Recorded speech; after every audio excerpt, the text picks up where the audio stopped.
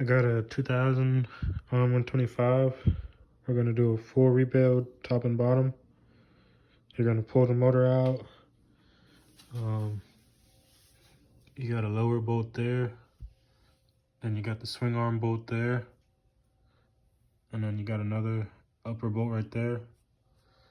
You usually don't have to, but I usually take this off the brake pedal. Take that one bolt out. I already got the cylinder off, so it's a little more easier. But you got another radiator hose right here. And that should be it. Pull your clutch cables out. You can take the carb out if you want to. Yeah. Alright, so we got the motor out. Now it's time to split the cases. You're gonna pull the flywheel off with a flywheel puller and then take the stator out behind it. Alright, so we got the flywheel out. I just used a flywheel puller. It's the easiest way to me. There's 3 bolts for the stator. You pop the stator out. Don't forget to take this thing out too. This little collar should just slide right up. That's pretty much it for this side. Let me show you guys the next side. For this side, I already got the clutch and stuff out, but it's pretty simple. You got these 5 bolts with the springs. You take those out. You loosen this nut right here. That'll take the whole assembly out. All the clutch would come out. I went ahead and took the kicker out.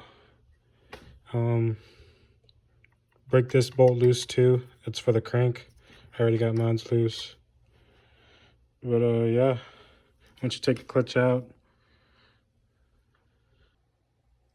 So once you got the clutch out, it looks pretty much like that. Got all these components, washer, bearing. But I mean, it's pretty straightforward. Don't forget your little collar right here. But you pretty much just pull the lever out, the shift lever. Put this in a good place. And yeah, this just pops out. Shift the shaft. But all of this I'm leaving mine in because I'm not taking the trans out. These 2 could stay. This is for the shift. This is on the other side of the shift drum. And then this is the shaft that the sprocket goes on. So I'm leaving all of that in there. And this is also part of the transmission too. So that's all staying. Everything else stays. Alright, so back to this side. Time to split the cases. You got 1, 2, 3, 4, 5, 6, 7, 8, 9, 10, 11, 12, 13 bolts. And it's ready to come out. So what I'm using to pull it is a Tusk crank puller. Basically what it does is it pushes down as you tighten it. It pushes the casing up. As you can see, I got a little gap right there. But the main objective is you kind of want to get it up evenly. It may take a couple taps on the side of the engine, or you could even hit this too. But the main goal is to get it up evenly. It may take a little bit. You might have to drop it back down and play with it, but it should come up.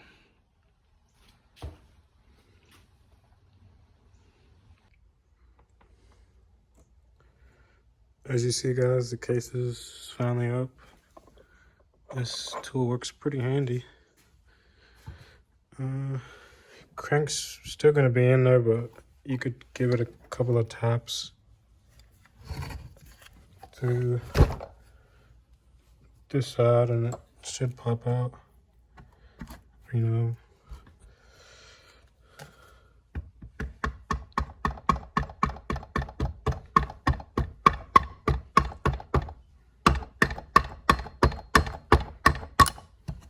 just like that.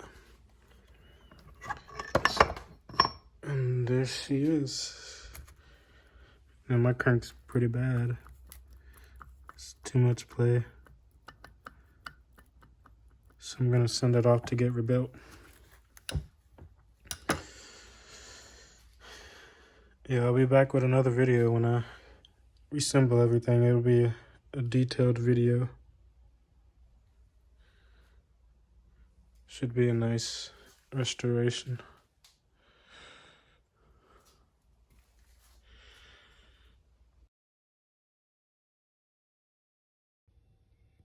So I got the top end in. Now it's pretty straightforward. 2 circlips on each side. Here's that. Put the little pin in there. Slide it on. Align your ring with the notch on there. And make sure to put the arrow facing towards the exhaust. And then pretty much just slide it on. So this is how it's gonna look once everything's mounted. You got your 2 bolts on each side, one here, one in there. You want to torque those down. Head sits like this. You got these bolts on top, and then for your gaskets, they all fit inside the groove. You got a big one and a smaller one, just like that.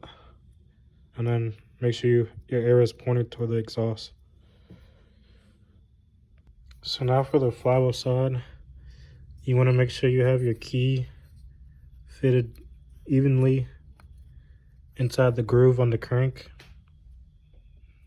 It's going to look something like that. It should be good.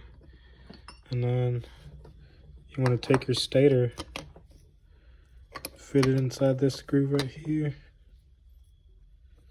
And then you want to make sure it sits flush in there. And keep in mind that these 2 lines have to, line up evenly when you tighten it down. That's your timing mark. Gonna look something like that. After you've done that, pretty much put your flywheel on. Only thing you gotta make sure is you want the key inside that slot. Other than that, it's straightforward.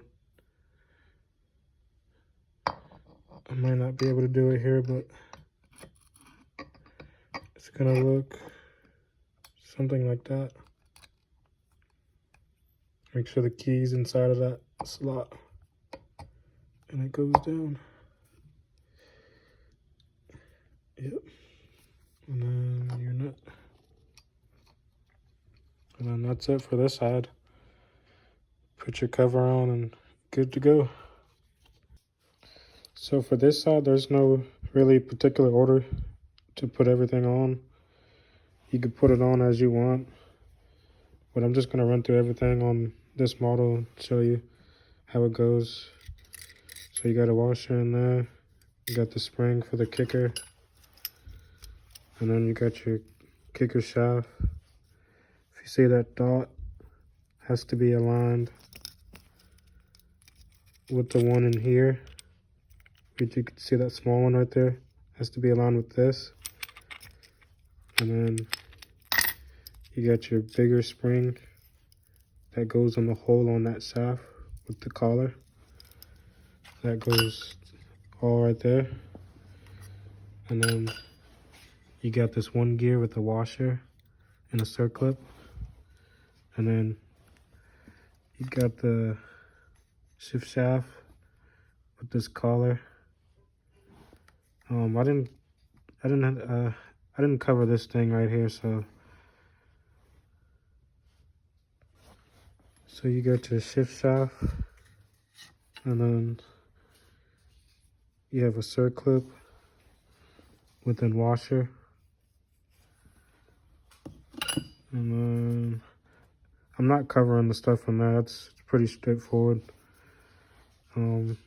Collar facing up, And then you got your thing that goes for the crank. It's a whole collar thing, and then just a bolt. For the clutch, you have this one big collar right there, and then you got your bearing, and then you got your hub. So once you got the kicker in, make sure you pull it all the way back into that slot.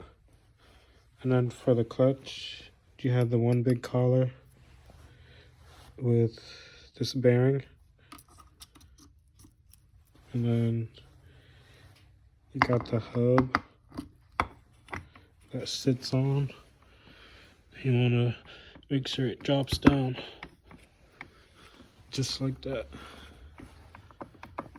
And then you got your big washer. And then you got the actual hub that just slides on too,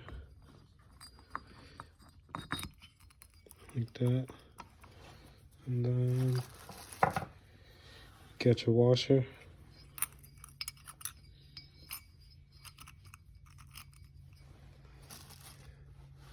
With the nut.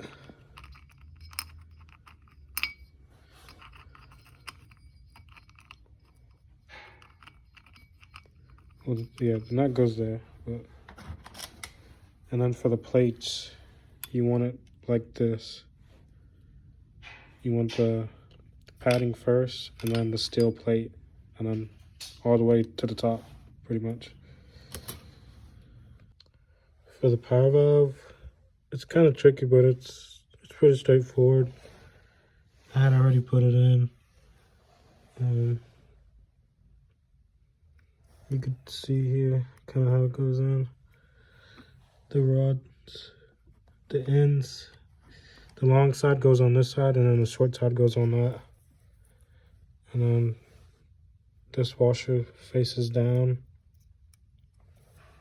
and then the power valve gear goes like that.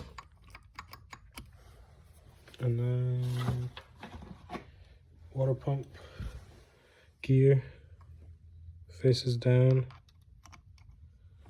and then pretty much you put your cover on, gasket and cover, and that's it. For the power valve, the longer end goes up top, and the bottom goes on the bottom, like that. And then for the gear, the washer with all the rollers on that side goes down. And then the gear itself goes down like that.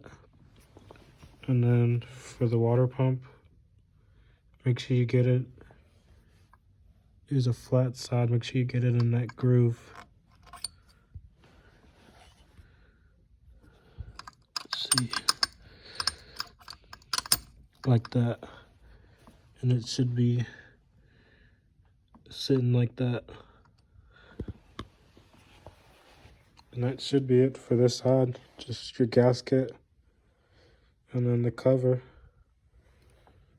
And you're good to go.